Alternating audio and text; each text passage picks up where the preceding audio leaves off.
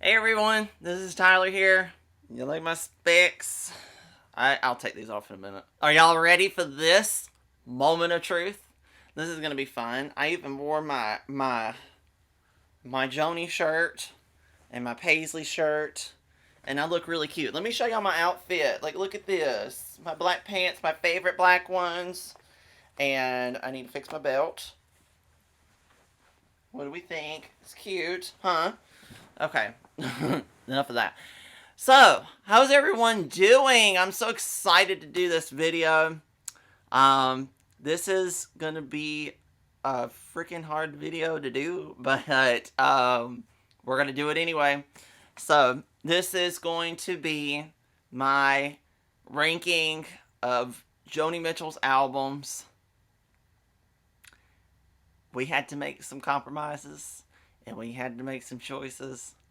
I made a list, and I lost that list. I don't know where it's at. I need to clean my room because my room is an absolute jungle right now.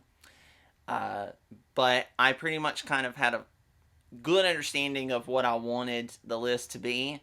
But we did make some minor changes and just some like little changes here and there. And actually, I changed my number one, and you'll see that in a bit. So basically, how we're ranking these albums is basically just based off the merits of listenability, how much I listen to the album, how often I listen to it, whatever. The I guess maybe the longevity of the album. How does this album stack up? If it's an hour long, if it's an hour and 20 minutes long, does it feel like that hour and 20 minutes feels like it never ends, or does it feel like it just kind of just goes right by? Most of Joni's albums, especially some from her golden era, they were usually anywhere between 35 minutes and probably about 45 to 50 minutes or so. Don Juan's Reckless Daughter being the longest album from her golden era, which I consider is the golden era, and that comes in at right at an hour. It kind of varies here and there, so usually 35 to 60 minutes. Then some of her later albums, she kind of stretched out a little bit. With Travel Law, that was a double album, and like that's a double album. It's not like Don Juan's Reckless Daughter, where it was a double album, but in the CD era, it was just one single CD. This one is two CDs, so it's like, I think it's like in 2 hours long, I think, or something like that. It's a long album. You'll notice a trend in some of my favorite albums, and you'll probably also see me wince a little bit at the fact that it comes in so low, but it does, unfortunately, and that's just the way that it is. I drug out some of my CDs here. So these are all 19 of her albums, and some of these are from this little box set here, which I was very lucky to get. I got this last year. As you can see, her name kind of shines a little bit. This is Joni Mitchell, the complete Geffen recording. So these are all of her albums from 1982 to 1991. So this has Wild Things Run Fast, Dog Eat Dog, Chalk Mark in a Rainstorm, and Night Ride Home. And there's also some bonus tracks on a couple of them. And then there's also this great little booklet, and it has all kinds of liner notes. There's some things that Joni wrote about some of the songs and the albums, and lyrics, of course. She considers this era the lost years, and Joni often tries her best to kind of get people to understand those albums because they're probably the most misunderstood albums in her discography. But it's for good reason. It's just the sound was very jarring, and I think that's ultimately the arguments that people have about Joni's 80s albums. The lyrics may be there, but the instrumentation doesn't always coincide like her 70s albums did. But I was very lucky to get this, and it was $22.95 at a store that I go to, often called McKay's. If you live in North Carolina, Tennessee, whatever, you'll know that store, and you know that it's a fantastic store. I do not have the box set for her like 60s and 70s albums. That is a really nice box set, and I know that a fellow YouTuber who kind of inspired me to do these types of videos, her name is Shannon.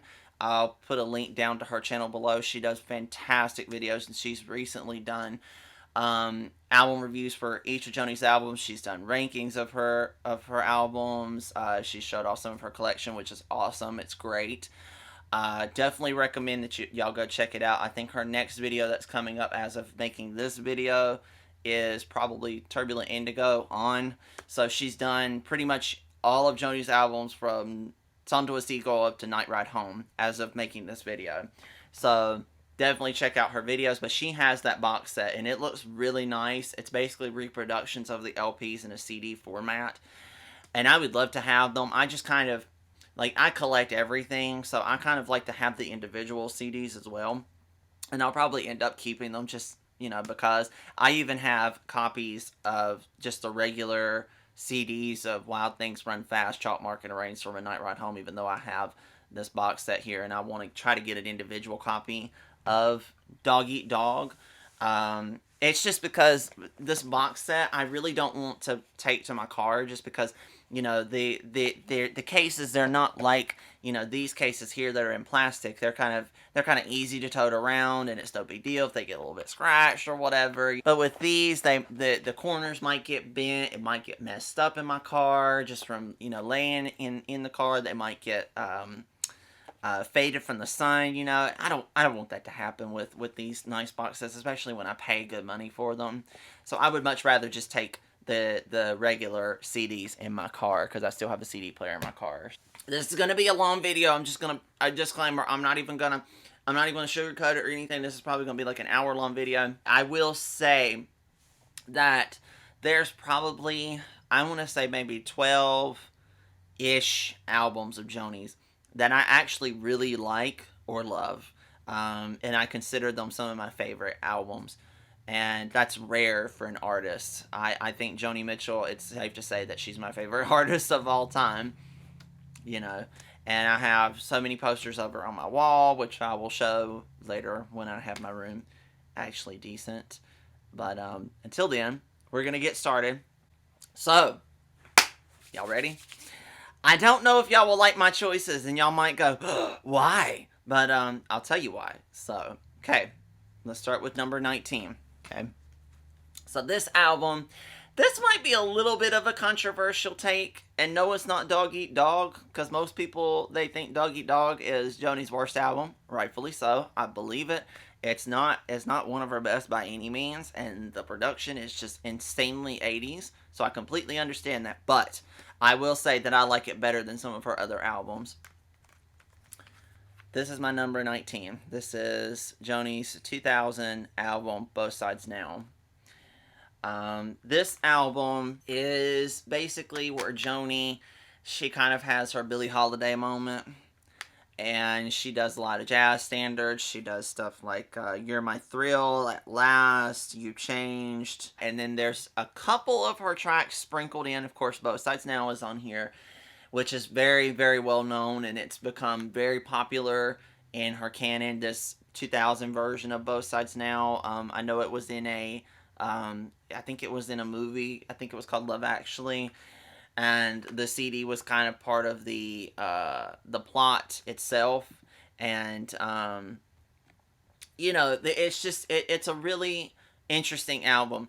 The reason that it ranks so low in my ranking, and it's the dead last album, I've listened to this maybe 3 or 4 times, and I just cannot. I cannot listen to the standards. Maybe it's because I'm a millennial, and pop standards and some vocal jazz, not all of it, because I love like Billie Holiday, I love Ella Fitzgerald, Nina Simone could even be tossed in there into jazz as well, but I just cannot resonate with it, and I'm not huge on pop standards albums. I'm never really huge on older artists doing these types of albums where they sing these pop standards, and I don't know why so many artists have done it before. Carly Simon's done it. She's done several pop standards albums, and I don't really care for any of them. Natalie Cole's done it, and sometimes they work and sometimes they don't, but they're not all my favorites of their discography. They never are. And while I appreciate the fact that they appreciate that type of music, it doesn't ring true to me. However, I will say that I do love this version of Both Sides Now. Is it really is fascinating to hear Joni in her old age, as her voice has gotten huskier and it's gotten that very smoky sound to it. It's very interesting to hear her sing songs like A Case of You and Both Sides Now in a very different light than when she was younger. You can really feel the emotion when she sings those types of songs, especially Both Sides Now. But this version of A Case of You is absolutely gorgeous. I love it, and I think it really shows just how amazing and wonderful of a songwriter she is. And the instrumentation also works beautifully with those two songs. It's just everything else. It's just kind of, I could do without, to be honest. I'm 26 now, so maybe when I'm in my 30s or 40s and I listen back to this album, maybe my mind might change and it might go a little bit higher up my ranking. But until then, I'm just not really into it. So that's Both Sides Now at number 19. At number 18, I'm just not really into her 2000s albums, as you can tell. Travelogue. This is her double album from 2002. Now, this album is kind of similar to Both Sides Now, except this time she's doing sort of this orchestral versions, but this time it's with all of her older songs.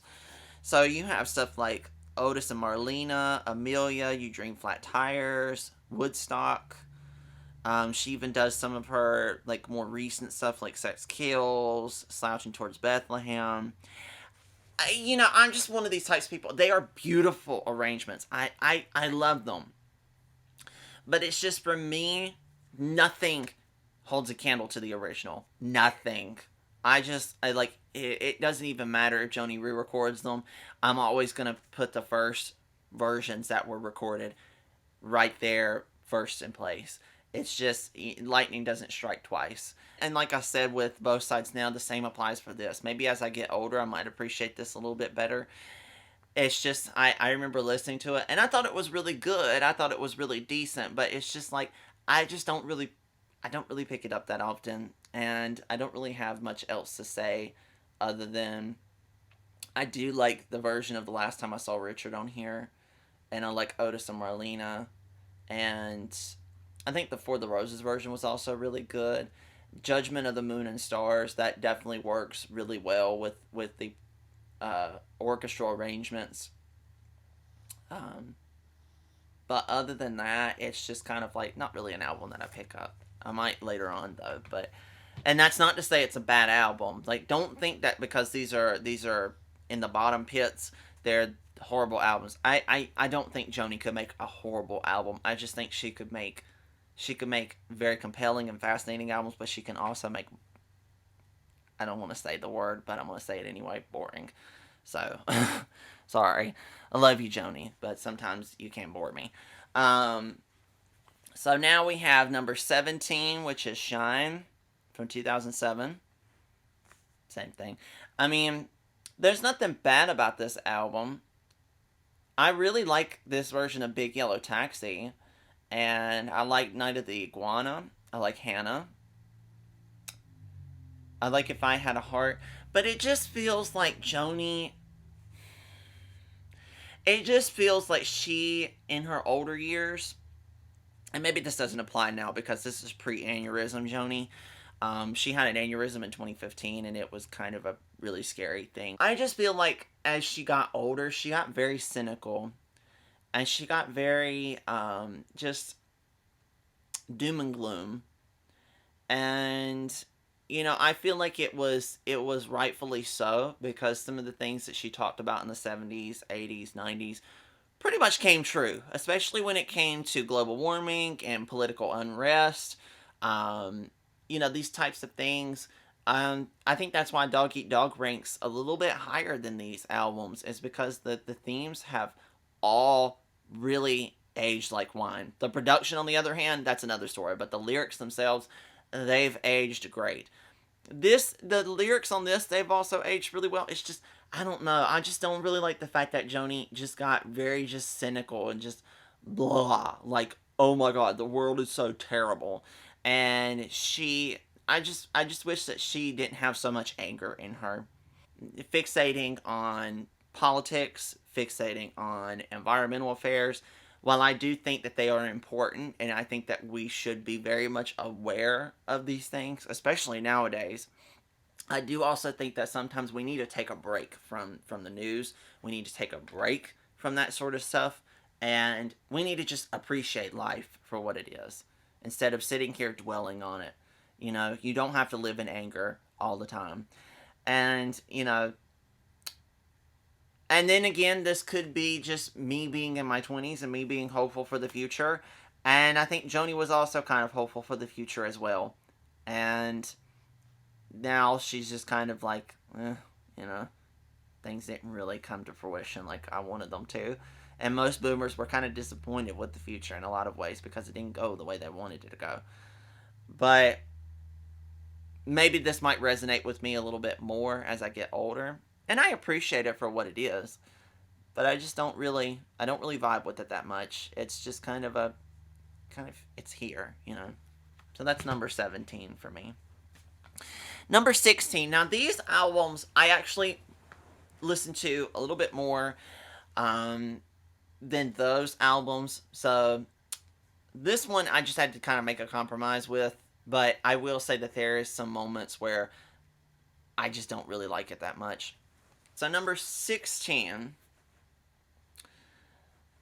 is Chalk Mark in a Rainstorm from 1988. This is smack dab in the middle of her Geffen era. These CDs are really minimalist, which I kind of like, to be honest.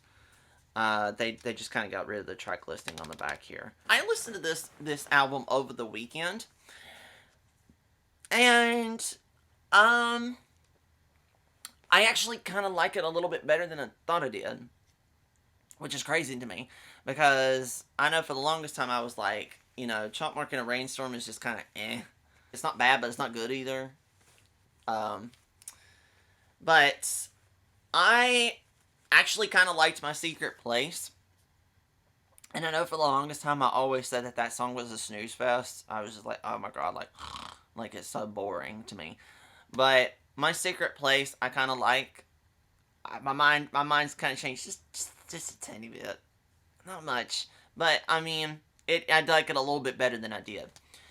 I also really like number 1. I think, but I think Lakota and the Tea Leaf Prophecy and the Beat of Black Wings, those are probably the best tracks on this record.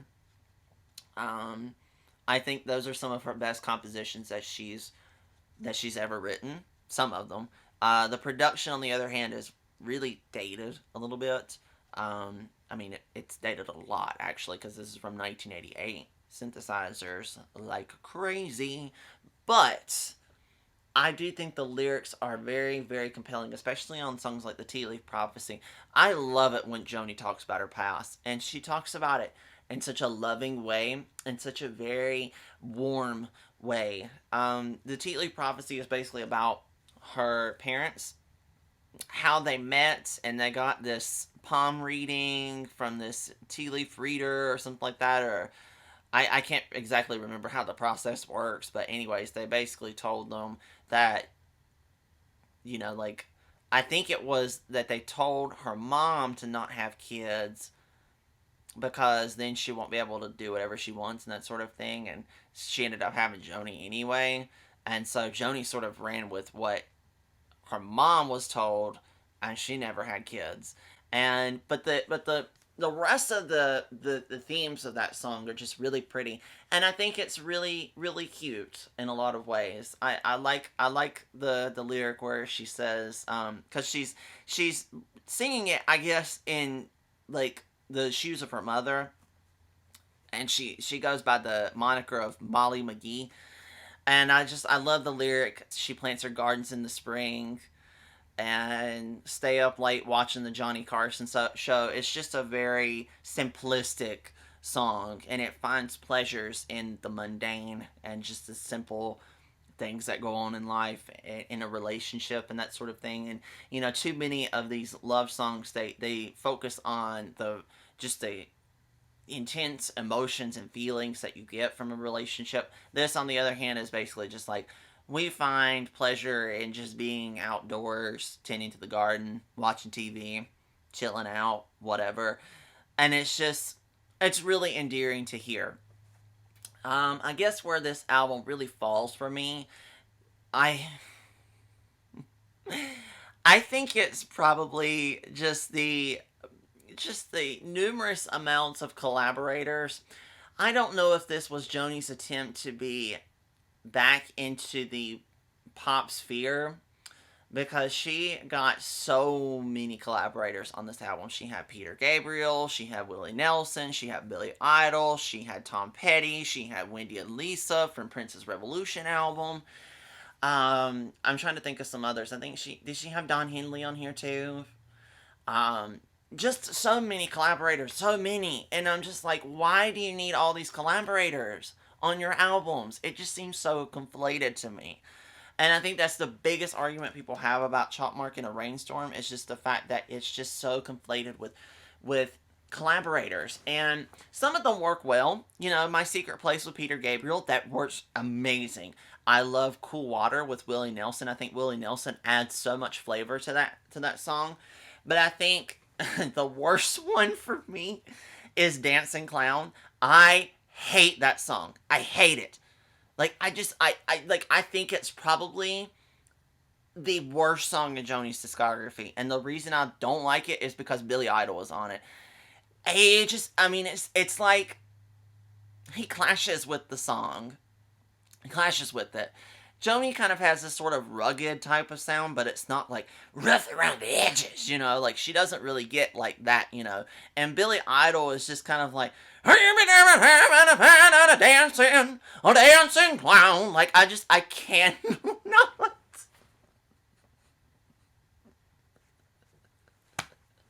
I can't do it. It's just so ridiculous. It's so ridiculous. Billy Idol is definitely an acquired taste, but it works for his songs, but not for a Joni Mitchell song. It's like nails on a chalkboard for me when I hear Dancing Clown. I just can't. And then Tom Petty comes in here. He's like, dancing clown. Like, it's just so. And I hate the part where he says, "Oh yeah." I'm just like, it sounds so gross. It sounds like a really bad bad porno. Like, I'm just being real. It sounds like a bad porno when he says that. I mean, it just, ugh. I hate it. It just, ugh. Mm, I don't like it. I cannot stand it. And then there's the reoccurring dream, which is, it's, I appreciate it for what it is, and I understand where Joni was going with it. But it's just like the repetitiveness of some of these ads that she put in here, because she basically took her VCR and recorded commercials on TV and then spliced them into the song. And I feel like Joni was trying to make something profound out of this, and it just didn't catch on. It's, I don't know. And I guess just the repetitiveness of hearing, like, the announcers being like, recognize this, and like it just goes in such a repetitive motion for me. Like, because I think that's the one that I hear the most on that track. It's just, recognize this, dreamers, recognize this. Like, it's just, I can't get into it. It's just not really a track that I deal with. I like the bird that whistles though, and yeah, it's just, this album is just kind of a like, yeah. So it's number 16 in her discography. I just think it's just, there was a lot of things that Joni wanted to say, and she wanted to put into this album, and it just got so just filtered by the collaborators and by just the very dated production. So, but there's a lot of good things about it, and I'll listen to it, but it's just, some of the ideas just don't really span out for me.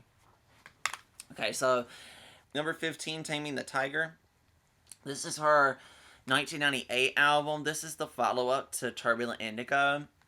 I will say that when I first heard this, the first time I heard it, it didn't do anything for me.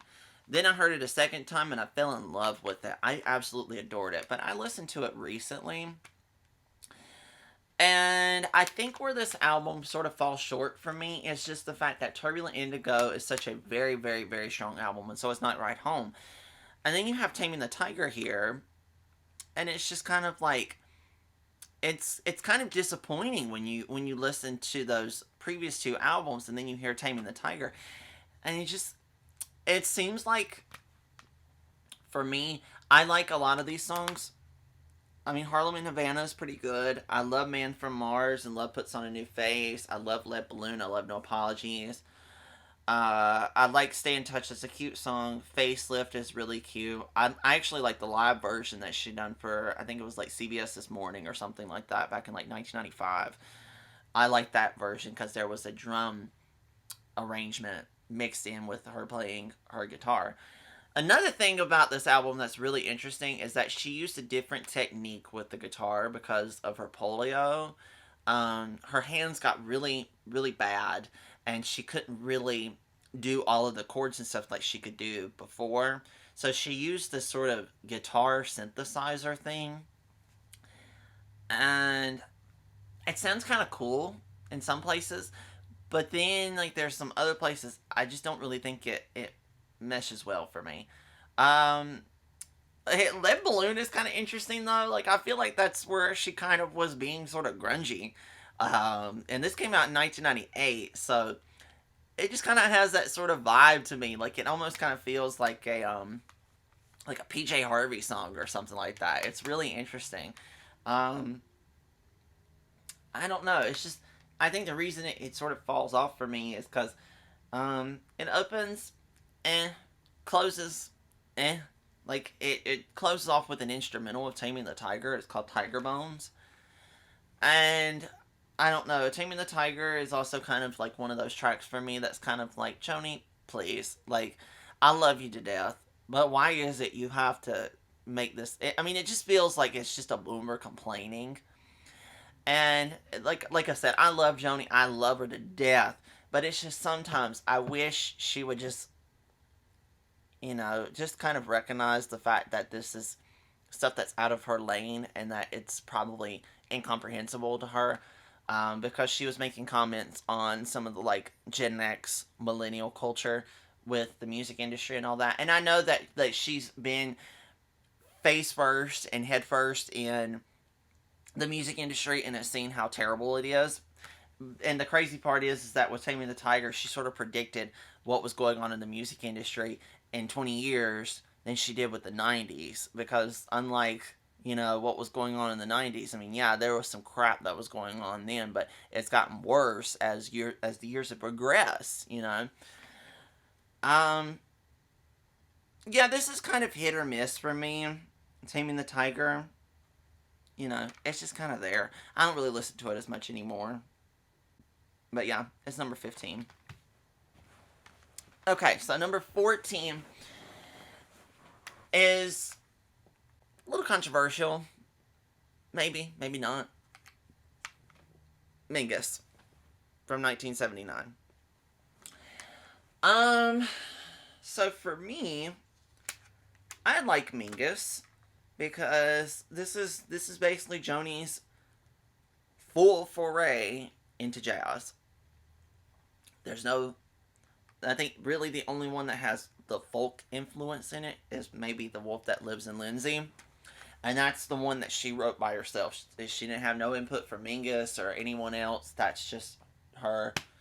And she's playing the guitar, and there's Howlin' Wolves, and it's so good. I love the dry cleaner from Des Moines, and I always think of this story every time I listen to the dry cleaner from Des Moines. I always think of hearing about how when Jaco Pastorius was in the studio recording that song, because you can definitely hear he's like really going hard on this happy, like I mean he goes ham on this track. And I always think of this story about how his fingers were bleeding as he was playing the bass, and he just kept going at it. And I'm like, that's a testament to how amazing Jaco Pastorius is the fact that he would work his fingers to the bone, and he would still want to play. I think it's just really badass, and he's probably the greatest bassist of all time, in my firm opinion, just because of that song alone. I like God Must Be a Boogeyman. I love A Chair in the Sky. I think Joni's jazz voice just works so well for that track and for Goodbye Pork Pie Hat. I like that one a lot. I think where this album falls short for me is just the fact that it's too short. But I don't think it's because it was meant to be short. I think it was just because Mingus died while they were recording the album, so it just kind of feels very incomplete. Um, and I don't know if it's a great send off for Charles Mingus, in my firm opinion. I don't really, but I mean, I don't really know a lot about Charles Mingus, other than the fact that he worked with Joni and he had ALS and died from it. I've heard a couple of his albums. I think I've heard Mingus and that's really the extent of what I know about Charles Mingus. I just never really looked into his work, but I don't know. I just kind of feel like that there could have been a much better send off, and this is definitely a Joni Mitchell album. It's not a Charles Mingus album, and I think that's where people need to understand that that it's not a tribute album, but it's songs that he wrote in his last days, in his last months of being alive, basically. And the raps are okay. I like the first two, Happy Birthday 1975 and Funeral. I think those really kind of add to the flavor of the album, and just hearing him be, just hanging out with his friends and having a good time. But then the other tracks, Eyes of Muggin is cute, and then Coin in the Pocket and Lucky. I don't know if they really add too much to the album that much, and they're just really super short. I mean, I'm I'm used to interludes because I listen to Janet Jackson, and Janet Jackson, she's the queen of interludes. Like most, if not all, of her albums from her golden era, they all have interludes to them, and they can be very convoluted sometimes. It's like, why would you put a 3 second long track on an album? That's stupid. I don't understand that, but um, you know, but it feels kind of incomplete for me, and I kind of wish that they sort of fine tuned it a little bit more before they put it out.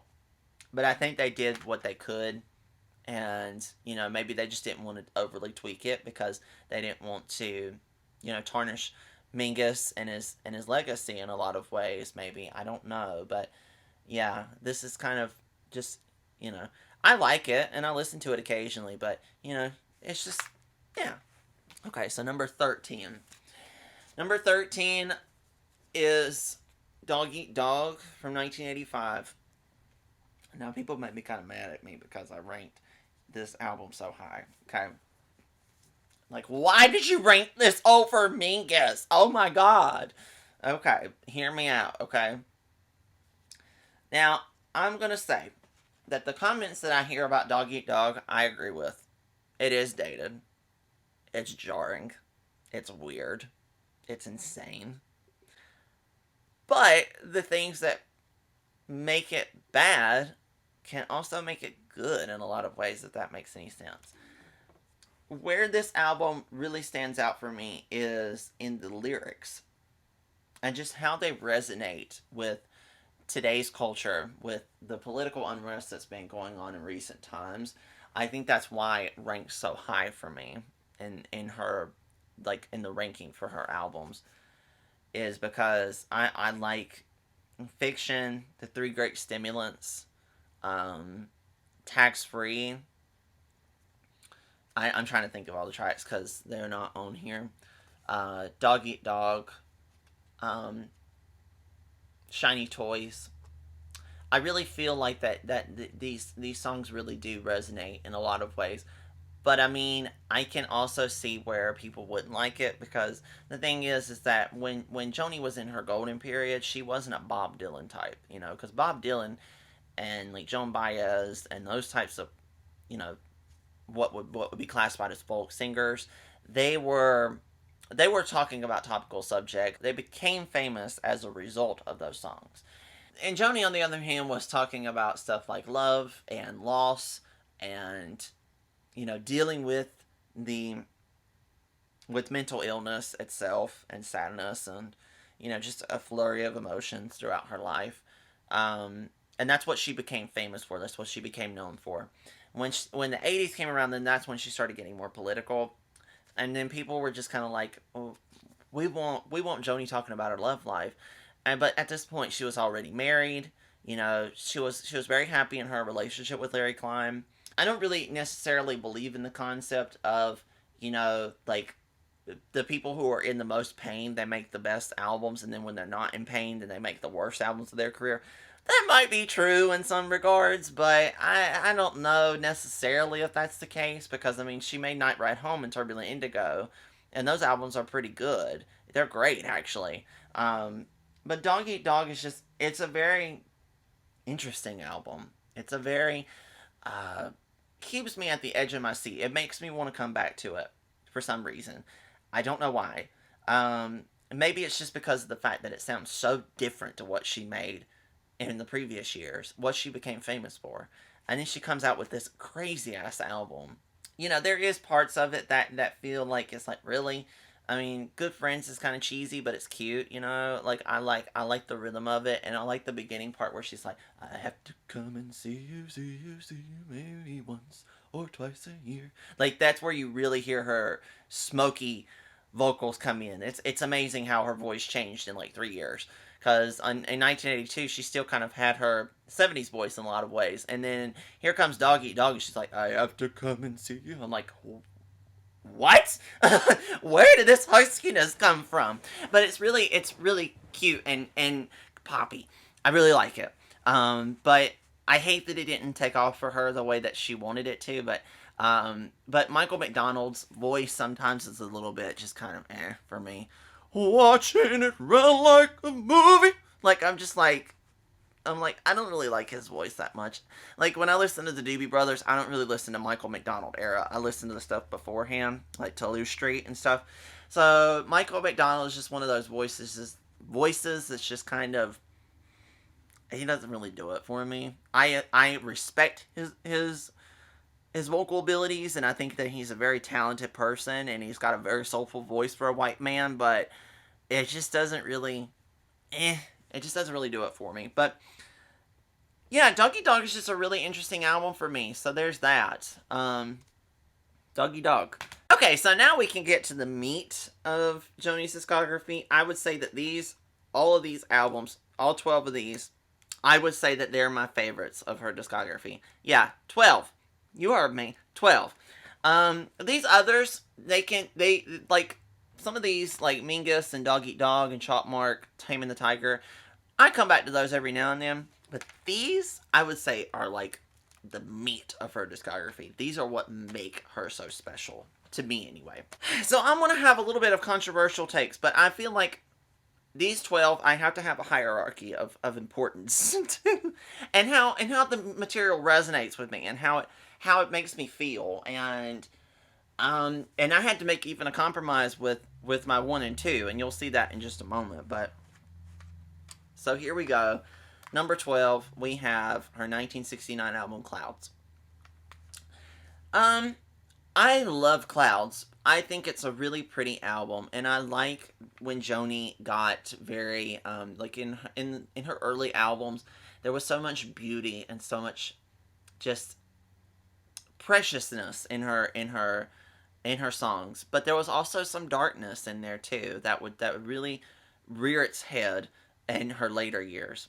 And I think that's why I like it, is that, like, her 60s albums, yeah, they're not as good as some of her later albums, but you could definitely sense a lot of the elements that would pop up a lot in her later albums that would be so special. I love Tin Angel. Chelsea Morning, of course, is a classic. I Don't Know Where I Stand, that song about the Midway. Roses Blue. Roses Blue is a really dark song, and I think her voice sounds so cool. I think of tears, I think of rain on shingles. I think of rain and roses blue. Yeah, in the gallery, I love the gallery. That's such a pretty song. I think I understand. Her first sort of political song was "Songs to Asian Children," or not "Songs to Asian Children." I'm sorry. "The Fiddle and the Drum." It was an a cappella track, and then the album closes with "Both Sides Now." All of these tracks are really good. They're really compelling. But I think my favorites is probably "The Gallery." "I Don't Know Where I Stand." That song about the Midway. "Chelsea Morning" and "Both Sides Now" and "Tin Angel." I think those would probably be, and I think I understand. Yeah. I like a lot of these, but I think "The Gallery" is probably my favorite out of the whole album. It just kind of really suits this album cover for me. Is or "Chelsea Morning" too. It just really suits this album art for me, and it like I think of this album art when I hear those songs. Um, but yeah, it's just a really gorgeous album. I think the reason why it sits at number 12 for me is just because she done so much better in her career, and it's just I love it though. It's such a pretty album. It took me a while to really get into it though, just because I it's not as expensive as her later albums, but you can definitely. I didn't really realize this until about a year ago. I went to a tribute concert for her, and it was backed by this jazz band, and they had some vocalists that would come up on stage and they would sing certain songs. And there was a lot of them they sung from some of her early years, and then there was a couple that they played from her later stuff in the '70s. I think the last track they played was from Mingus, I believe, and I think it was the Dry Cleaner from Des Moines. I'm pretty sure. I think that was the last track they played, and it was great. But what really got me was when I heard them play some of her earlier stuff in this jazzy arrangement. I didn't quite realize just how much jazz influence was even in her early stuff. That's the crazy thing about Joni was that she really was a jazz singer disguised as a folk singer. And that's what's so fascinating. And I didn't realize until "I Don't Know Where I Stand" when they sung that song, just how jazzy that song is. And I don't know why it didn't dawn on me because of the part where she goes do do do do do do do, like that part, like that's her mimicking a trumpet. I should have known that that was, but it does kind of have this jazzy feel to it. But it's just it masquerades itself in a folk arrangement, and I think that's so genius. It's genius. It just makes me appreciate her earlier stuff a lot more. But yeah, that's Clouds, number 12. Okay, so number 11. This one is just a little bit higher than Clouds for me. Song to a Seagull from 1968. This I really like Song to a Seagull, and I've grown to appreciate it so much in the years since I first discovered Joni. I think was this the second album I heard of hers after Blue? Because the first album I heard was Blue, and then I sort of went straight into Song to a Seagull because I was so compelled by this album art. I think it's just so pretty. It's probably one of my favorite album covers of Joni's, to be honest. Um, and it's just it's very '60s to me, and I like the like sort of like the darker hues of yellow and orange that were so popular back then. I think it just really gives it charm, but it definitely feels like a '60s album in a lot of ways. I love "I Had a King." I have grown to love "I Have a King," or "I Had a King" so much, and especially after reading more about her life. You know, I hear so much of that pain in her, but I also hear this sense of freedom in her voice.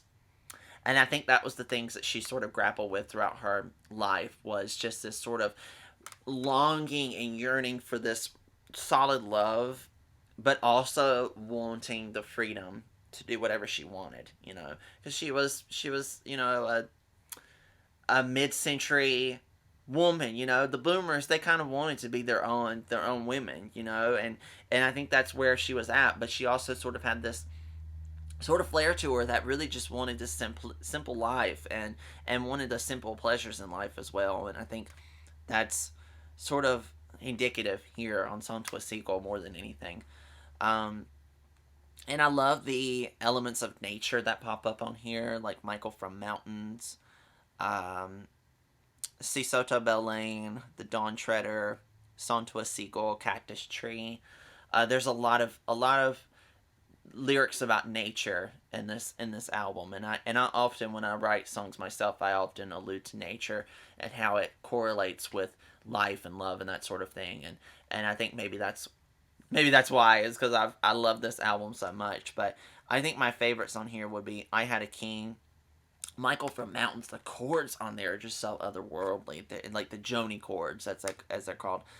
Night in the City is really cute. That's where we really hear that, when we first hear something other than an acoustic guitar pop up and it's a piano. You can hear it very very very softly, but you can hear it like you can hear it, and it kind of sounds a little ragtimey sort of. I think it's kind of interesting, but it didn't really take off until Ladies of the Canyon. I love Marcy. Marcy is just gorgeous, and I love how she correlates the colors red and green. Um, Red is angry and green is jealous. Red's for stopping, green's for going.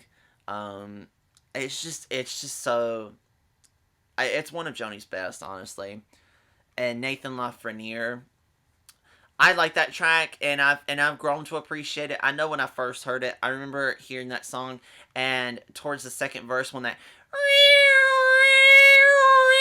like when I heard that sound, it was just so grating on me. I hated it. But as I've gotten older, I've learned to appreciate it, because I finally started to appreciate the rest of the song beyond that.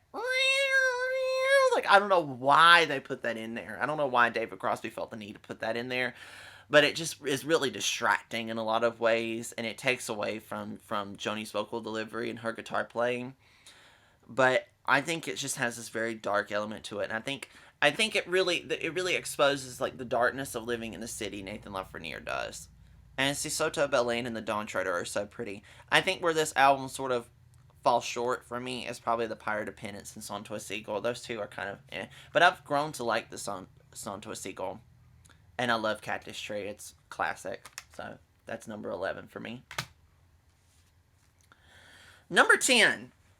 I love this album so much, and it's so different for Joni, but it works so well for her. And it's my favorite 80s album of hers, and you probably already know if you know her discography.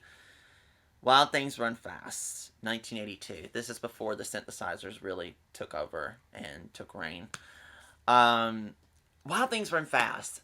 I really like this album a lot, and I think a lot of people are growing to appreciate this album in a lot of ways. And I like that. I think it's cool.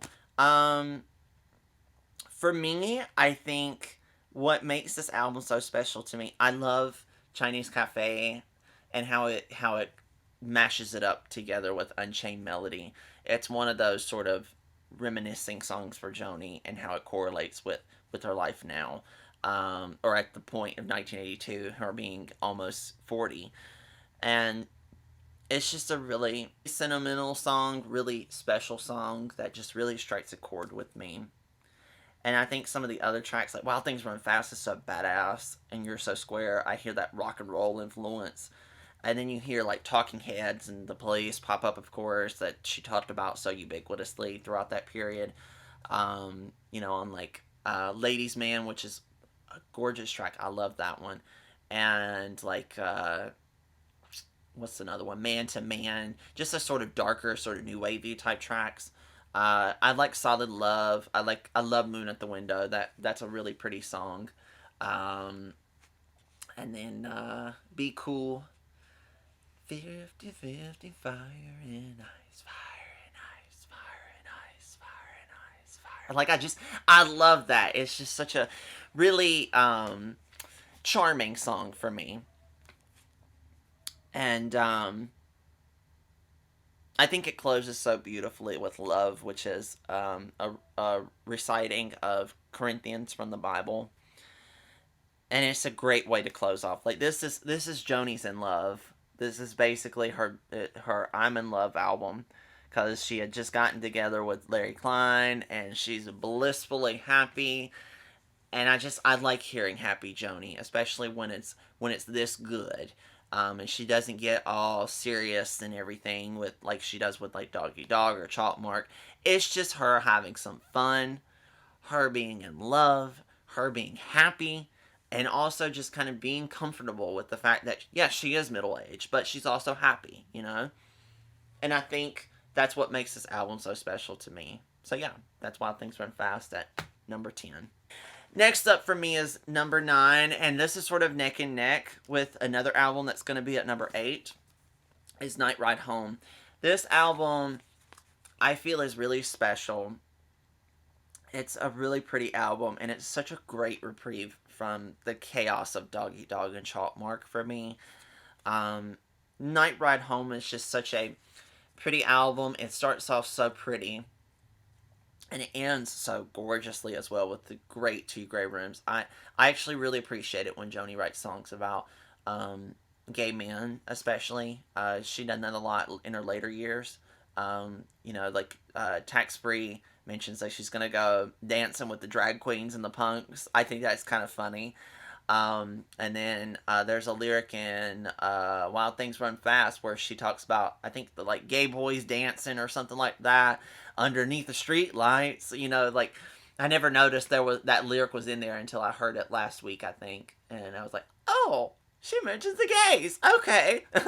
but Two Grey Rooms is where it really takes off, and that instrumental was recorded in 1982, which is really interesting how that song took her like almost 10 years to record, to write lyrics to, because there is the bonus track on this is actually the instrumental to that, and it's called Speechless, and it's basically just her just kind of riffing, just going do do do do, and it's just really interesting to hear that, and then you hear the final, like, the final song to that, and it's Two Grey Rooms, and it's like, wow, like this really was worth the 10 years of waiting for those lyrics to come. And I think it's just really special, and it means so much to me, and it's so sad too, but it's so pretty. But the other tracks on here, Cherokee Louise rips me to shreds. It's such a tragically beautiful song. She wrote it about a childhood friend of hers that was being molested by her adoptive father. I think she was also a native of the land as well, and it's a really heartbreaking song. Um, and Come In From the Cold, I love that one. Nothing Can Be Done. That's a really cool song to me. I really like it, and her voice sounds really great on it. Um, what's another song that I really like? I like The Windfall. That one sort of alludes to the oil spill that happened in 1989. And how it correlates with the Bible and that sort of thing, and how like things need to be fixed about that issue. And here we are, 30 years later, and nothing's happened. Um, what's another one? I actually really like Everything for Nothing, The Windfall. It's a very vitriol filled song, but I think she sounds just so badass on it. Like, I just love the refrain where she's like, "You want everything," and there's like a chorus of all of her voices multi-tracked onto the everything. Yeah, it's just a really cool song to me. I know Shannon on here on YouTube, she says she doesn't really like the theme of it, and I don't really like the theme either, and I didn't realize that it was about her maid that she like kicked in the shin or something like that. I didn't realize that's who it was about. I thought it was about like a friend of hers that was taking advantage of her because she had all this money and stuff. But now that I know that, I'm just kind of like, okay, well that's interesting. But yeah, there's that. What's some other tracks that are on here? Ray's Dad's Cadillac is cute. I feel like that's, like Shannon said, was a sequel to In France They Kiss on Main Street. It's just a really cute song, and just a nice little sort of prelude to Two Grey Rooms, which is the closer of the album. Okay, so number 8. I like this just a little bit more than Night Ride Home, but not by much. I like them. I like them equally both, to be honest. But number 8 is Turbulent Indigo. I think the reason why I place this higher than Night Ride Home, and I like it just a little bit more, I just love the chain of from Sunny Sunday up to Not to Blame. I think it's just such a just killer killer track list right there, especially on the Magdalene Laundries and Not to Blame. I think those are some of her better later songs, especially the Magdalene Laundries. And I do like Sex Kills as well. It still resonates today as well, even though now we have more research done on AIDS, and sex doesn't necessarily kill, but it can make us sick still. So, um, but it can be controlled at least. Obviously that was about AIDS. Sunny Sunday is really cool.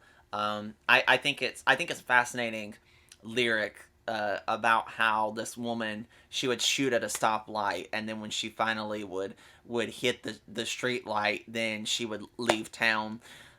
I think that's a really interesting narrative, and it's really cool.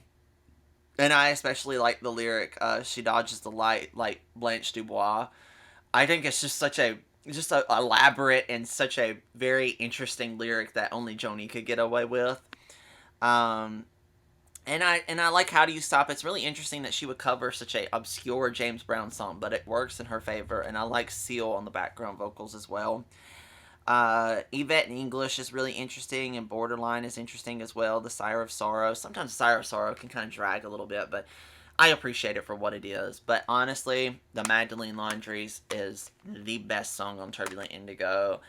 It's just such a gorgeous album. I adore it with every fiber of my being. So yeah, that's number 8, Turbulent Indigo. Okay, so number 7 for me, and I'm really shocked that this is ranked so low, but here we are. I appreciate some of these others a little bit more, but number 7 for me is 1970s Ladies of the Canyon. So this is where Joni really came into herself, and this is where things really got interesting for Joni.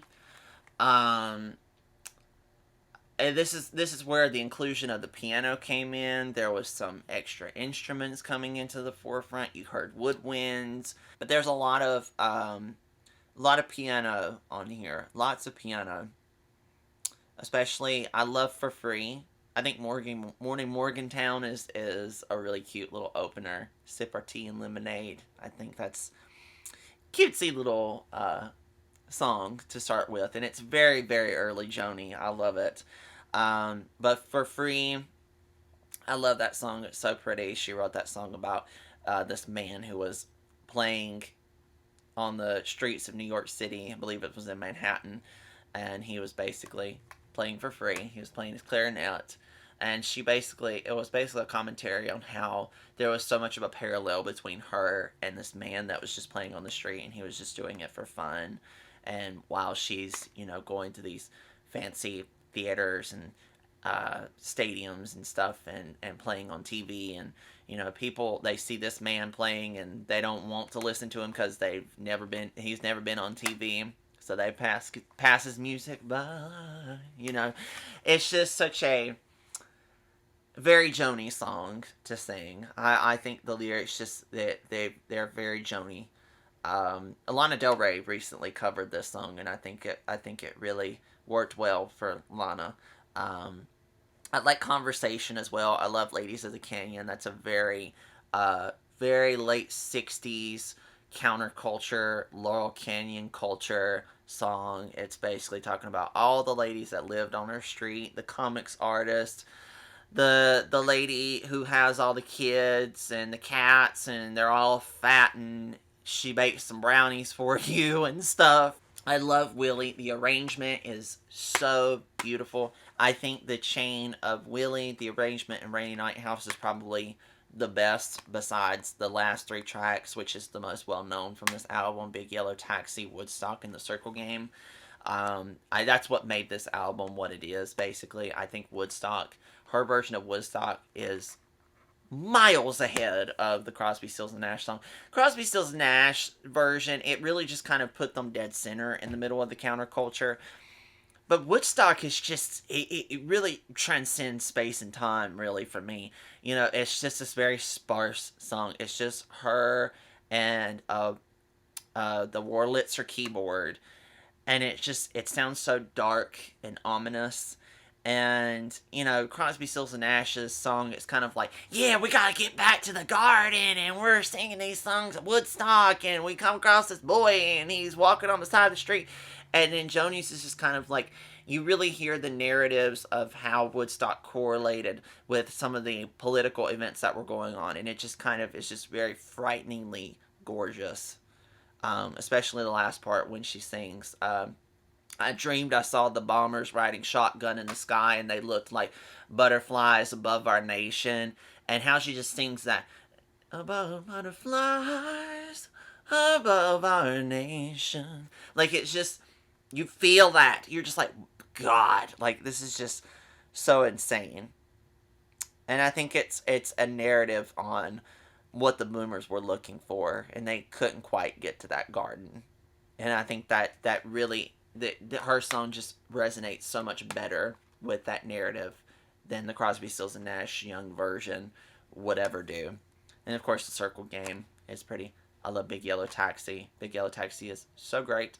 I love it. I actually first heard that song through Janet Jackson's Got Till It's Gone, which is where I got into Joni. So, and I hate the Counting Crows version. I didn't even know that that was a Joni song when I heard it as a kid, but I didn't like it even back then, and I hate it now. So, that's number 7, Ladies of the Canyon. Okay, so now we're at number 6, and I chose Don Juan's Reckless Daughter. This is her 1977 album. Don Juan's Reckless Daughter it's a really cool album. It's it's kind of a fascinating album. I'm not really into the album cover so much. If you take away this part, it's kind of cool. But if you know anything about the backstory, that's Joni in blackface, and obviously that has not aged well. But the album, on the other hand, itself, the songs, they have aged wonderfully. I think the opener, the overture, Cotton Avenue, I think that is a really cool track, and it kind of starts out as sort of this showdown between Joni and Jaco Pastorius. It's almost kind of like their own version of the scene from Deliverance, where they're playing the banjo and the guitar. Basically, it's kind of like their version of that. I really enjoyed that a lot. And then Talk to Me is one of my favorite tracks. I learned from reading the book Reckless Daughter that apparently she wrote that song while she was doing the Rolling Thunder review with Bob Dylan. And she basically wrote that song about him and how he just didn't want to talk to her or anything like that. He didn't want to talk to anybody. And she was just basically like, we could talk about anything. I don't care. We could talk about Charlie Chaplin movies. We could talk about the price of tea in China. I don't care. Just as long as you talk to me, Mr. Mystery. Like, it's just kind of, it's one of those things, and I kind of relate to it too. It's just like sometimes when you want to talk to somebody and they just don't want to talk to you, and you're just like, why? Like, let's talk about something. We don't even have to talk about anything important. Like, come on. And I like Jericho. I like this version. It first appeared on the live album from '74, Miles of Isles. It was one of the 2 new tracks that was on there. The other one was Love or Money, which never appeared on any other album, but Jericho, that one showed up here. But unlike that version, which was backed by the LA Express, which was on Court and Spark and the Hissing of Summer Lawns, this one is with her new sort of jazzy band, and Jaco Pastorius is, of course, on here, and his bass really adds a lot of dark elements to that song that weren't quite on the LA Express version. So I really like that, and it became one of my favorites of Joni's. Actually, I think I would consider it like one of my top 10 Joni songs. And of course, Paprika Plains, which takes up the entirety of side 2. It's a 16-minute long track. It's very classical influenced. I think it's a song about Indigenous Canadian people and some of the strife and stuff that they've had to deal with in their lives as Indigenous peoples. But it's just a very very expansive track for Joni, and towards the end it gets kind of jazzy. And I also didn't notice that later on until I think it was the YouTuber that I've mentioned before, Shannon. I think she mentioned that there's actually some extra lyrics, and I never noticed that until now. they extend all the way to the other side of the pamphlet. But they never showed up on the actual song. They're just some additional lyrics that were written during that time. Um, yeah, and Paprika Plains is just really interesting and really compelling, and I think it's where Joni just really took off. And I think that was the track that Charles Mingus heard that really compelled him to get in contact with her to work on some material that he had lined up before he died. Um, and then there's the third side. I love Otis and Marlena. I think that's a really cool track. It's kind of road trippy in a lot of ways for me. Um, and I just like how dark her acoustic guitar sounds on this album. I think it sounds really cool. Kind of the same thing would apply with like The Wolf That Lives in Lindsay on Mingus. Then after Otis and Marlena, things get kind of interesting, and then we get some like Latin and African drums coming into the play, kind of playing off of what was going on with the Jungle Line on the Hissing of Summer Lawns, but it's a little bit more stretched out on the 10th World and Dreamland.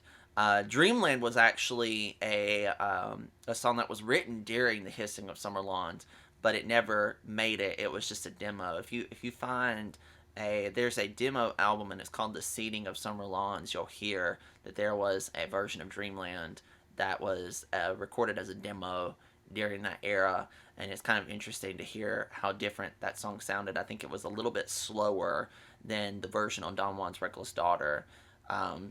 This album is the album version on here is also notable because it also has Shaka Khan on backing vocals, which is really cool to hear, and it definitely adds an extra element to the song. And I actually like Shaka Khan's vocals on here. And then the last side of Don Juan's Reckless Daughter is really good. There's the title track, which is really great. It's basically a sequel to Coyote. It uses the same chord structure and everything. So when you hear it, you hear that dun dun dun dun dun, dun and you're just like, is this Coyote Part 2 or something? And it is, basically, because when she performed it live, she would sing Coyote and then go straight into Don Juan's Reckless Daughter. And I like Off Night Backstreet. And the Silky Veils of Ardor is a great way to close off. It's just a very sparse track of just her and her acoustic. And I think it's a traditional folk song too. Pretty sure it is. Or it's her own take on a traditional folk song. But I think it's really interesting. I mean, there is some parts where it kind of, kind of teeters a little bit, but it's nothing too crazy. And in fact, I consider this the last album from her golden era. So basically that stretch from 1968 to 1977. So a 9-year stretch of solid albums. I would consider it a solid 10 out of 10, even with some of the craziness that goes on with it. And even with this questionable album art, I still like it a lot. So yeah, there's Don Juan's Reckless Daughter. Number 5. I know that there's going to be somebody who's going to be like, what? Why would you put this at number 5? Well, because I like some of her other albums just a little bit better. But here we go. Here's this controversial take. Blue at number 5.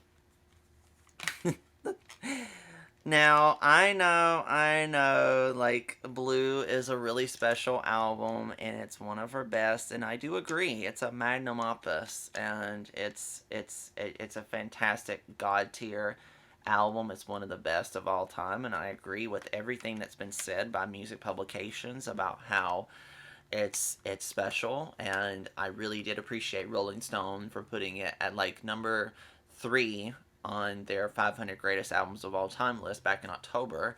That makes Joni the top rated woman to be ranked on Rolling Stone's list, which is rightfully where she needs to be, because I feel like she's probably the greatest female singer-songwriter of all time. Not even female. I feel like she's one of the greatest, probably the greatest singer-songwriter of all time, because I hate, categorizing her, because she doesn't like to be categorized as just a female. Like, she wants to be a singer, a composer, songwriter, whatever. But the reason I put Blue so low is because I feel like she done so much better. It's such a beautiful album, and I do agree that it is a great place to start in her discography, and it's where I started when I first listened to Joni. But I just feel like it's a great starter point. Like, once you listen to this album and you resonate with it, move on to our next ones, because you'll probably appreciate and like those a whole lot better than you will Blue. Even though Blue is just such a special album, it really opened the gate for so many songwriters to be emotive and to be as real and honest and raw and naked as they possibly can in their lyricism and their music itself. Um, it's a very special album, and it's a special album to me as well, because it was the first Joni album I heard, and it's just a solid track list. I like the beginning, All I Want, from that point up to the last time I saw Richard, which I feel like is probably the most underrated track on Blue, to be honest. And nobody talks about the last time I saw Richard, and it's probably one of the best tracks on Blue. But I think the crowning achievement on this album for me anyway is probably the title track, Blue. I love that track a lot. I love A Case of You. I love Carrie, Little Green. My Old Man is probably my second favorite on this album. I love them all, honestly. I think they're so great, and they add so many elements to this album that make it so special. And but yeah, I think it's a fantastic record, and it's definitely a 10 out of 10 for sure. And I definitely agree with the general public about how it's a fantastic album. It's one of the best. But I do think, however, that for me, I feel like there's a double edged sword when it comes to Blue, because I feel like, while I do appreciate the fact that this album does get appreciated for what it is, and it deserves all the accolades and achievements and the recognition that it gets, it's well deserved. But I feel like it also kind of misrepresents Joni Mitchell in a lot of ways. And the reason I say that is because, number one, it misrepresents her in a sense that it makes people believe that she was solely a folk singer and that she didn't delve into any other genres at all. And that is false, of course. If you know her discography, if you know her music itself, you know that she is not solely a folk singer. She just done a lot of folk music, sure, but she definitely done other elements of music. She done some pop, she done some rock, she done some country, even a little bit of country, not much. And of course, jazz, of course, classical.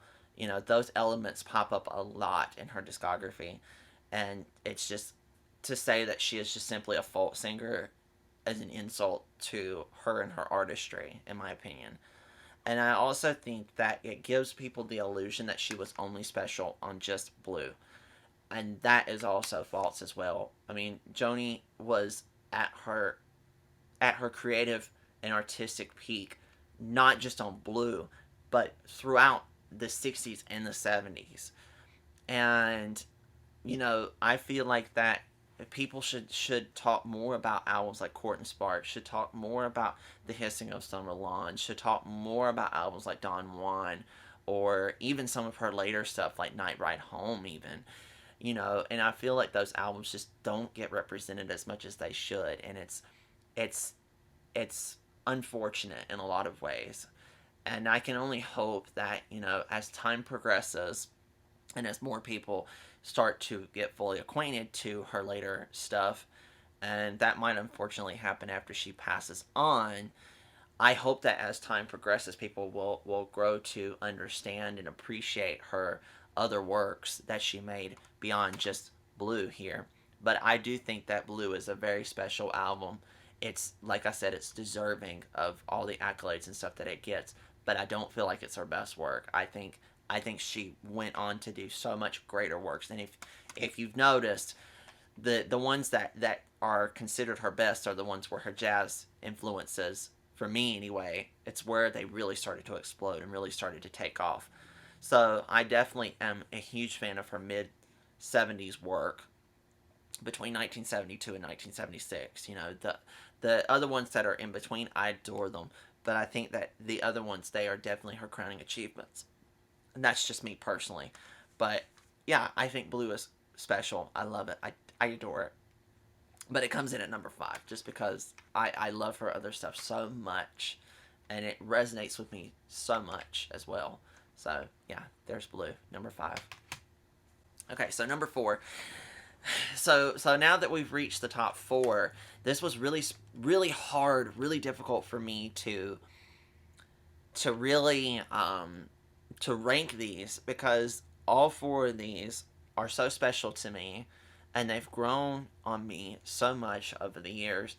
And I would consider that these are probably my go-to Joni albums in a lot of ways. And it's really hard for me to rank them, but I had to anyway.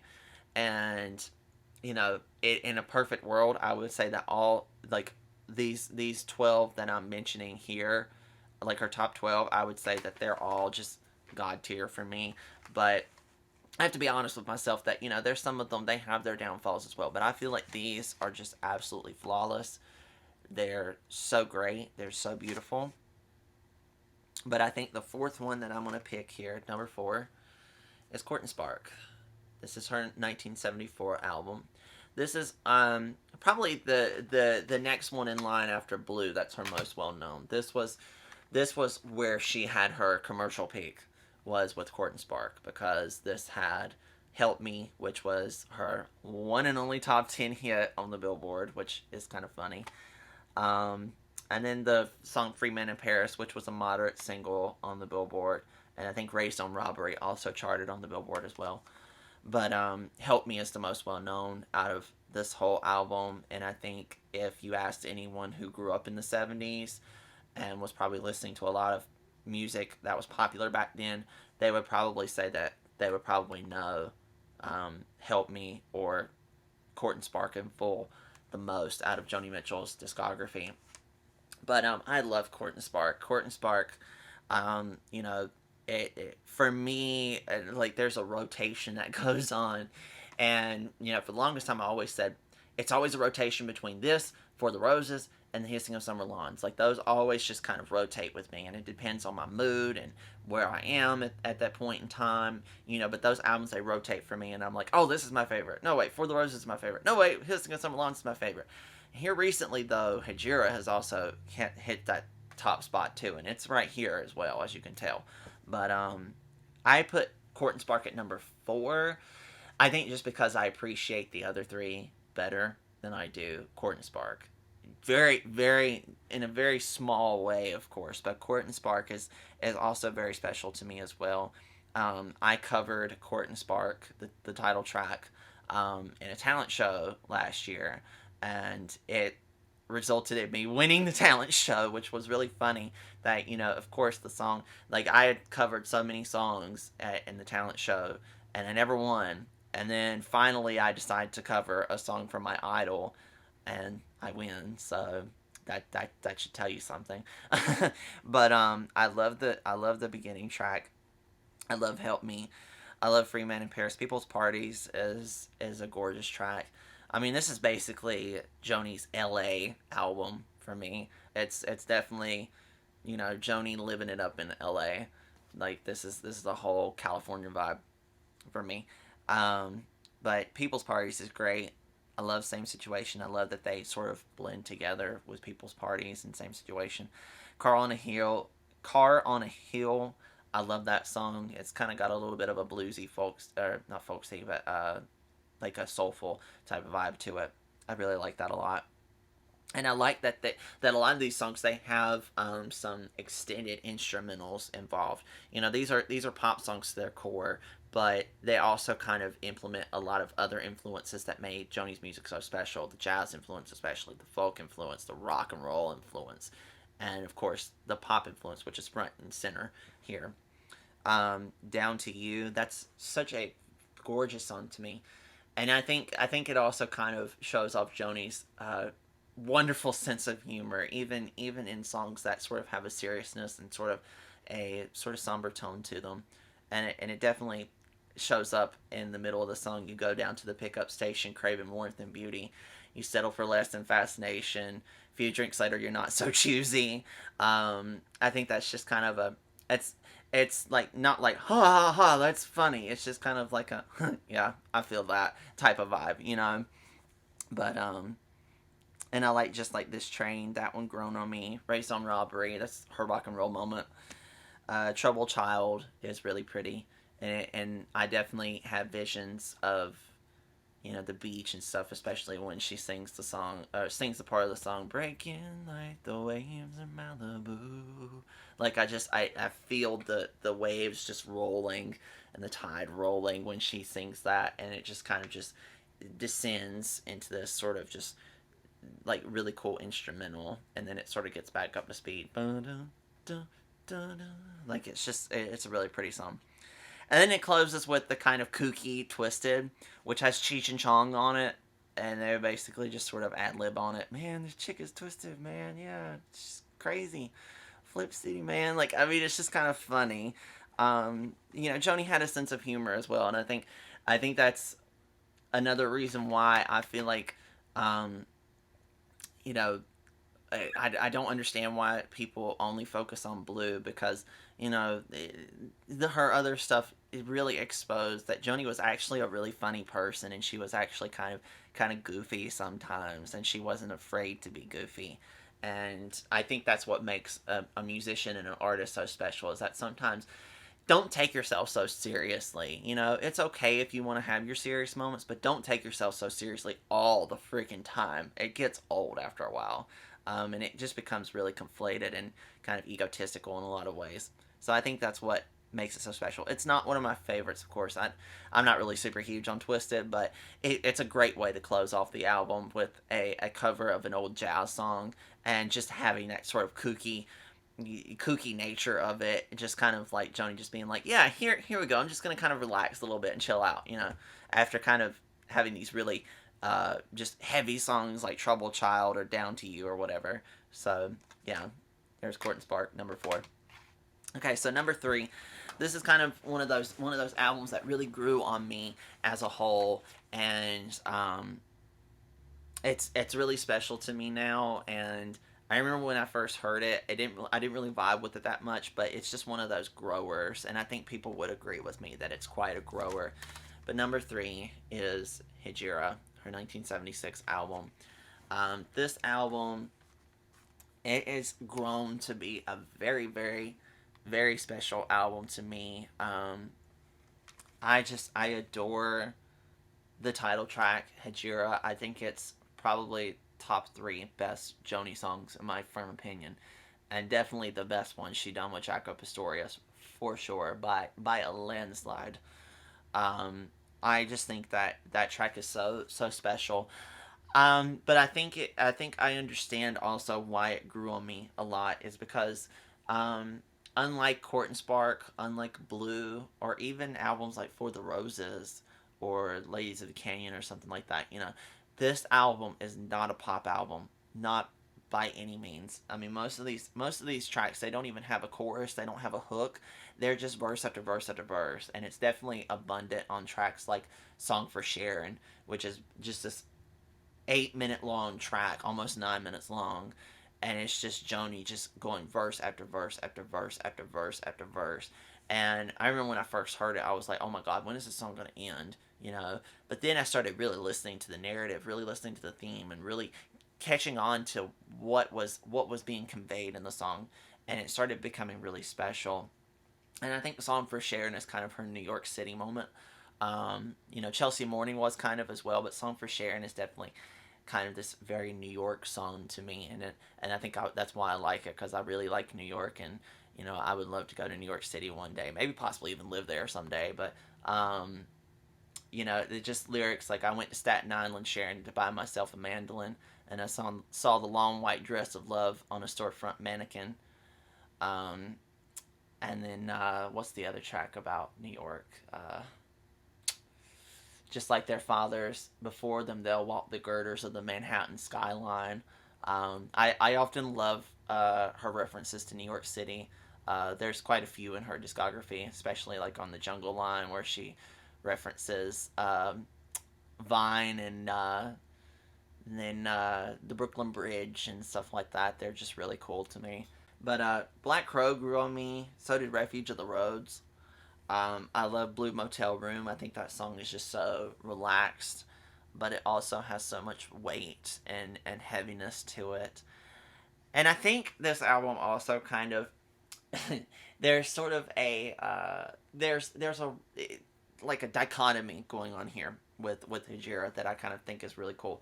You know, there's parts of it that feels really relaxed, but then there's also these sort of frenzied moments, like on Black Crow or Song for Sharon, even, or Coyote, or some of these tracks, and they kind of blend in together. You know, because you have Coyote, which is basically just like a ladies' man, and then you have Amelia, where she kind of relates her own life to Amelia Earhart, which is really pretty, and I love the end of each verse where she says, "Amelia, it was just a false alarm." Like, I think it's just really special and it's really cool. But I think it's also kind of indicative of where she was at in her life at the time, because she was really deep in the trenches of her cocaine addiction. I think that's when she first started doing cocaine. And you can definitely hear that on tracks like Black Crow or Song for Sharon, just that sort of frenzied, you know, just talkative nature, you know. And like songs like Talk to Me on Don Juan's Reckless Starter, that's a very cocaine fueled song. I can definitely feel that in it. Um, but I guess that's the I don't want to say the good parts of her doing cocaine, because cocaine is just not a great drug, and it's definitely not something that you need to do. It's not fun. I mean, you know, it's not a great drug. It can kill you, of course. But you know, in retrospect, of course, you know, some of Joni's best work did come out of her addiction in a lot of ways, and Hejira is definitely at that peak. So and I like Furry Sings the Blues. I think that's also kind of where her sense of humor kind of comes out in a lot of ways, especially when she's like talking about Furry and she says, you know, he points a bony finger at you and he says, "I don't like you." And everybody laughs if it's just the old man standard joke, but it's true. We're only welcome for our drinks and smokes. You know, it's just kind of a funny song, but it's also got a little bit of seriousness to it. But I love Hejira. It's really special to me, and I especially love the album art here. It's just, it's very wintry, very Christmassy. I definitely listen to this a lot in this time of year when it's getting cold and kind of Christmassy. Blue Motel Room kind of has that sort of Christmas vibe to me in a lot of ways. So yeah, that's number 3, Hejira. Something happened to the last portion of my video. Somehow it didn't save properly. So I am going to re-record this last portion, so you're seeing me a little bit later than I did the other video. So so we're just gonna get right back into it. The top 2 Joni albums for me were really tough to pick, and my number 2 was actually my number 1, and vice versa. But I had to kind of be real with myself here, and you know, kind of think to myself like, okay, which one has resonated with you both on an artistic level as well as like on a personal level as well. And I was like, okay, well, maybe it's my number 2 instead of my number 1. But I'm gonna be real; these two they really tie with each other. But for the sake of ranking purposes, I'm gonna, you know, pick one as number 2 and one as 1. You know, but these 2 albums are really special to me. But I feel like number 2, artistically, is probably Joni's best work, and it is "The Hissing of Summer Lawns" from 1975. So, "The Hissing of Summer Lawns," I love this album. I think it's an amazing body of work, and Joni really outdid herself on "The Hissing of Summer Lawns." Maybe what makes this album so special might be the combination of just the fact that it's so jazzy, and the album art just looks absolutely breathtaking. It looks even more gorgeous on vinyl, because the vinyl has the embossed cover where the little people here, they're kind of popped out a little bit on the album art, and it just looks absolutely gorgeous. But even in a CD format, it still looks breathtaking. And I also really just, I love the imagery of just the album itself. I'll show you that real quick. This is a picture of Joni in her swimming pool. And in the original picture, it's not in black and white. It's actually in a kind of turquoise kind of color, which sort of matches the color of the water in a pool, you know. But these lyrics to this album and the songs to the album, they're all really fascinating to me because this is the first time that Joni really thought outside the box for most of the entire album, which I thought was really fascinating because a lot of the songs that Joni had done up until this point were mostly things that were like, I don't want to say autobiographical, but a lot of them were about her life at that time and uh, what she was dealing with at that point.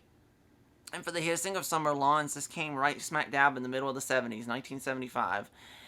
And it predates Steely Dan's Asia. I think it's pronounced Asia.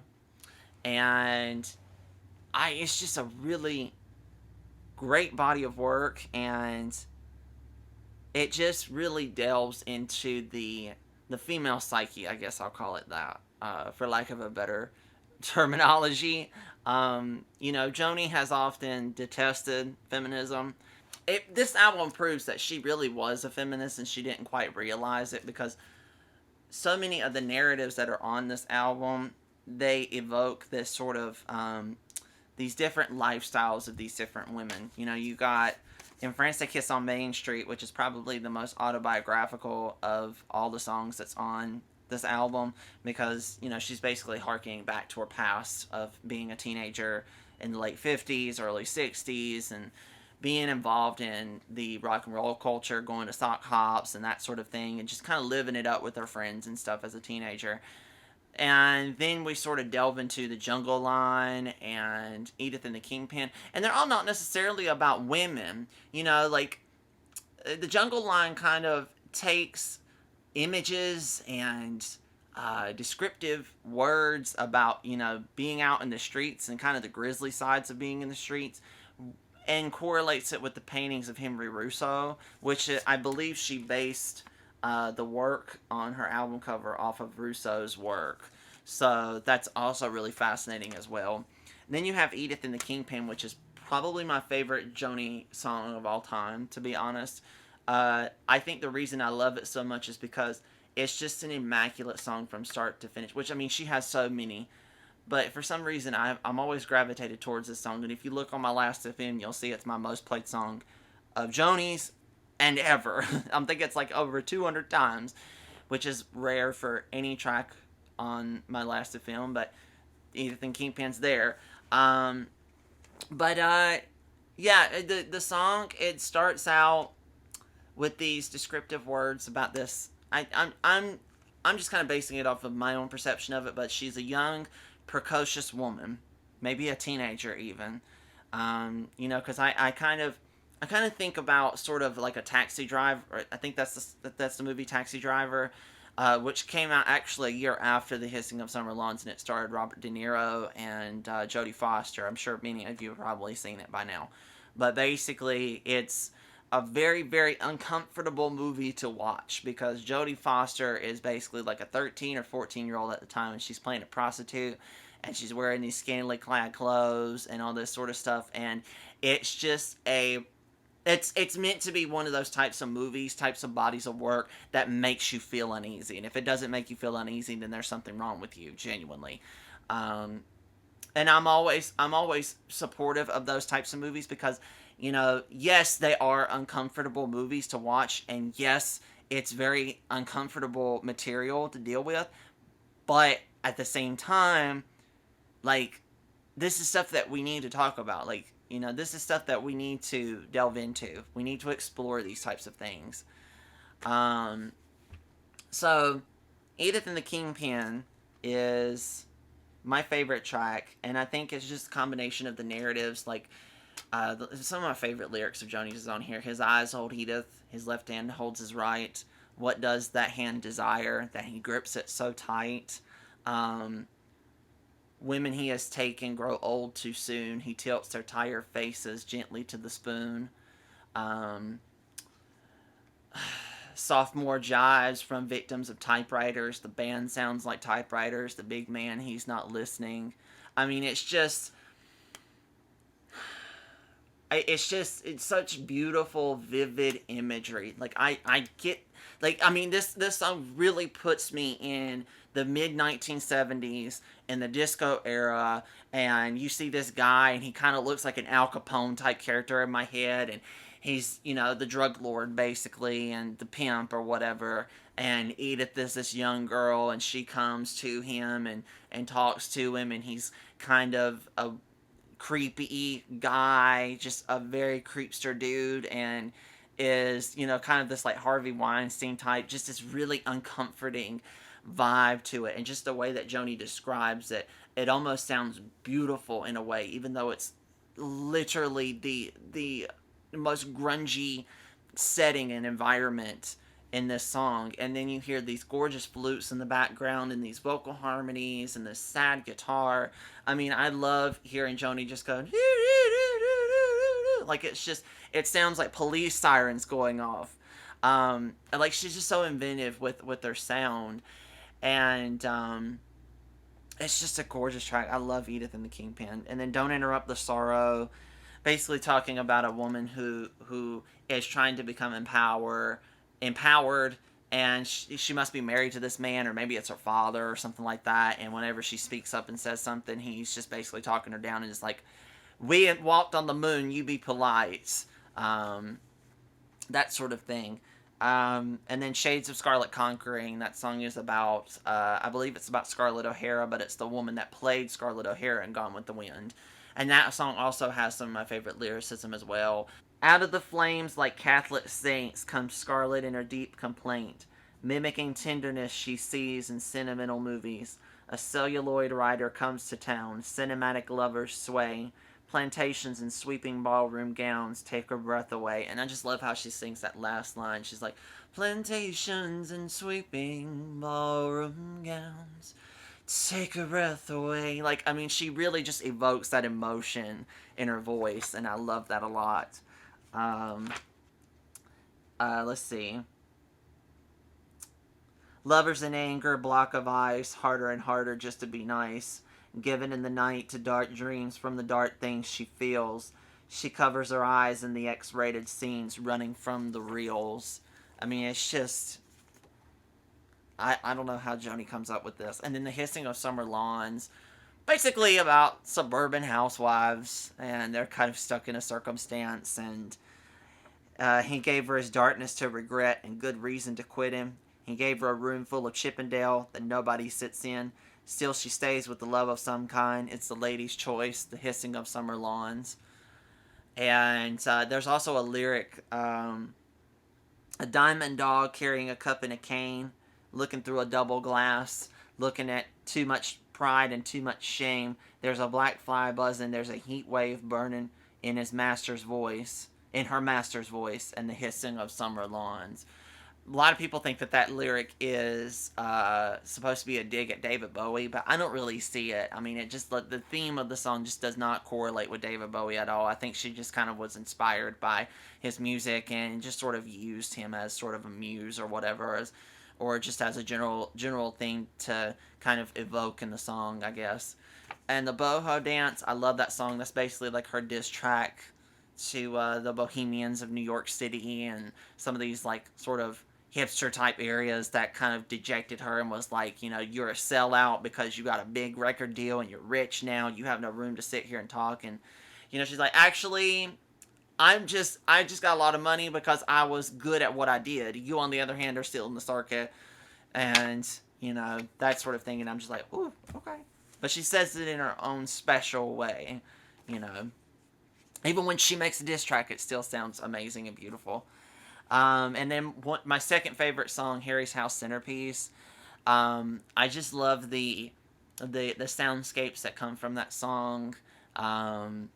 He opens up his suitcase in the Continental Suite, and people 20 stories down, I think she says 30, but it says 20 here, and people 20 stories down look like colored currents in the street. It's just such a beautiful, beautiful lyric. I love it. And then we have Sweet Bird, which is basically about women growing older and still having the beauty that they possessed as a young woman. Shadows and Light, I felt like that was kind of a dig at the critics, and it was kind of a premonition for her in a lot of ways, because a lot of prestigious music publications that often would give her great reviews. When this album came out, they gave her just absolutely grilling grilling reviews, and did not think highly of this. And that was kind of the initial reception of this album, and as time has progressed, thankfully it has grown on people. But I love the Hissing of Summer Lawns. It's probably my favorite, neck and neck with this next one, and you probably already know what it is by this point. So number one, this is the one that really hits me on a personal level, and I think it's a perfect contender for number one in my opinion. And I believe the fellow YouTuber that inspired me to make this video, Shannon, I believe she made For the Roses her number one choice as well. And here we go, For the Roses, 1972. This album is I've often touted it as blues jazzy sister, because it has some of the similar themes of blue, but it kind of delves further into the jazz realm. So this is very much a transition album for her, because it's sandwiched right in between Blue and Court and Spark, and here's For the Roses right in the middle. So it kind of blurs those lines a little bit between folk and jazz and pop or whatever. And it's just a beautiful album from start to finish, from Banquet all the way up to Judgment of the Moon and Stars, Ludwig's theme. I love the final track. I mean, it just sounds like a mantra, you know. You've got to shake your fist at lightning now. You've got to roar like forest fire. You've got to spread your light like blazes all across the sky. They're going to aim the hoses on you. Show them you won't expire. Not till you burn up every passion, not even when you die. Come on now, you've got to try. If you're feeling contempt, well then you tell it. If you're tired of the silent night, Jesus, well then you yell it. Condemned to wires and hammers, strike every chord that you feel, that broken trees and elephant ivories conceal. I mean, it's just, like, when I first heard this album, it didn't really cling on to me, but when I really started hearing the lyrics and I really started to feel the album as a whole, that song really just kind of took me out of my rut, you know, like out of this sort of this confined structure that I've had within myself, and just kind of it helped me to kind of understand myself better in a lot of ways. And that, you know, it's a lot more profound to say something like that than just like, be yourself, you gotta be you, and say all these like cliched BS things, you know, that just don't hold any weight at all. Like, whenever you start something that says you gotta shake your fist at lightning, you've gotta roar like forest fire, I mean, it sounds like a life mantra. It's so beautiful. And some of the other tracks that I love, Cold Blue Steel and Sweet Fire, that song I believe she wrote about James Taylor, with his addiction and everything. Bar and Grill, I love that song, it's so cute, especially the guy at the gas pump. He's got a lot of style. He sings for you. He sings Merry Christmas for you, just like Nat King Cole. And he makes up his own tune right on the spot about white walls and windshields and this job he's got. And you want to get moving, and you want to stay still, but lost in the moment some longing gets filled, and you even forget to ask, hey, where's Bar and Grill? I mean, that's the amazing thing about Joni, is that you can read aloud her lyrics and they don't sound so corny and cheesy, because, you know, often when you read song lyrics, they often just kind of sound like a bunch of words jumbled up together, and it just, without a rhythm, without a melody, it's nothing. But with her words, you can say them out loud in spoken word, and they still have so much power in them, just as much as when she sings them. Then Lesson in Survival, Let the Wind Carry Me. I love Let the Wind Carry Me when I first heard the line. And sometimes I get that feeling I want to settle and raise a child up with somebody, but it passes like the summer. I'm a wild seed again. Let the wind carry me. I remember hearing that line, just like really hearing it for the first time, and I cried. I mean, it really shook me to my core. For the Roses, such a beautiful song about celebrity status and how you kind of get up to this level of fame, and then you get crashed down real quick. And she kind of alluded it to the idea of the horse in a horse race, and it's the concept of them running for the roses, and then when they actually do that, they get the flowers and they get all the praise and glory. But then afterwards, it's like once they win, it's like they take them out and shoot them. Basically, it's kind of that concept. Like she said that at the beginning of one of her concerts when she first sung the song, and it's a great comparison to Celebrity. How, and even Joni was victim to this, and this was also like a premonition to her career as well, because she went through her own sort of For the Roses moment, where it was like at this point in her career she was on top of the world. She was like one of the biggest singers in the industry. And then Hissing of Summer Lawns came out, Don Juan and Bingus and her 80s albums, and suddenly she was just old news. She was yesterday's news. Just like, just gonna toss her to the side. And it happens even today, too. See you sometime, Electricity. The Minus is loveless. He talks to the land, and the leaves fall, and the pond over ices. She don't know the system, plus she don't understand. She's got all the wrong fuses and splices. She's not gonna fix it up too easy. So gorgeous.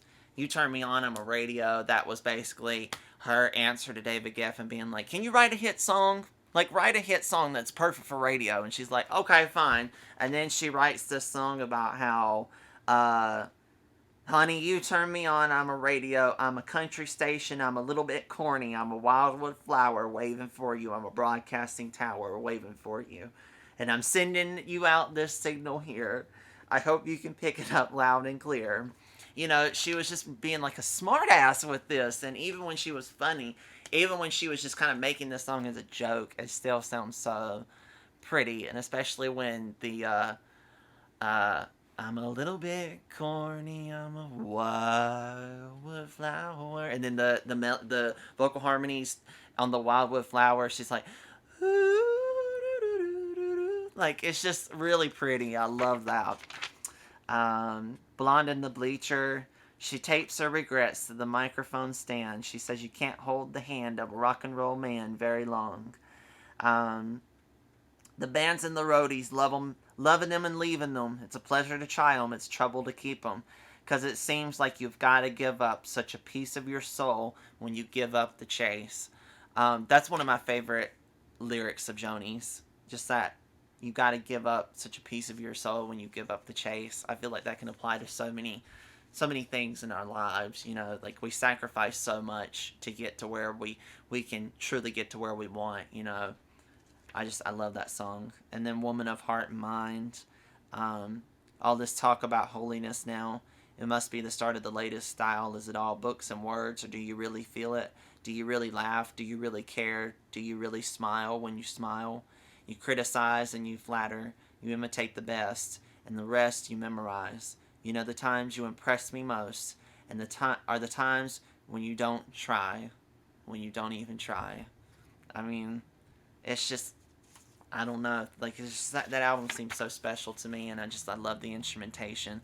I love the imagery that's on here as well. This is a picture of Joni, and she's completely naked from the back.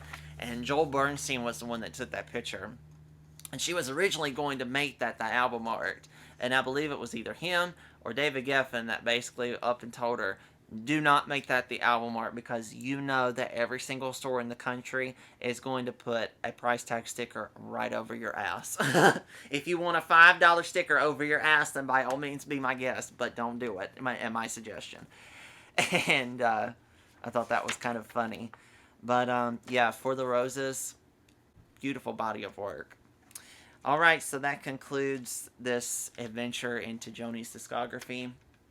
I hope you all enjoyed this, and let me know what you guys think down below. I would love to hear your input, and I would love to hear how you feel about my ranking. Like, what would you change, and what's your thoughts on where certain albums placed? Do you think that I'm just an absolute idiot for not making Blue #1? Well, just let me know. I would love to know. Or am I an idiot for putting Dog Eat Dog higher than I should have? I don't know. But, hey, opinions are opinions. But, hey, we go with them. Anyways, I appreciate y'all so much. If you've watched this entire thing, I do appreciate it. Thank you so much. I know this was a long video, but I'm sure it was fun for many of you who are also Joni fans, just like I am. So, Thank you for watching. More videos are coming. So hopefully a couple more before Christmas time. Until then, I'll see you guys later. Bye.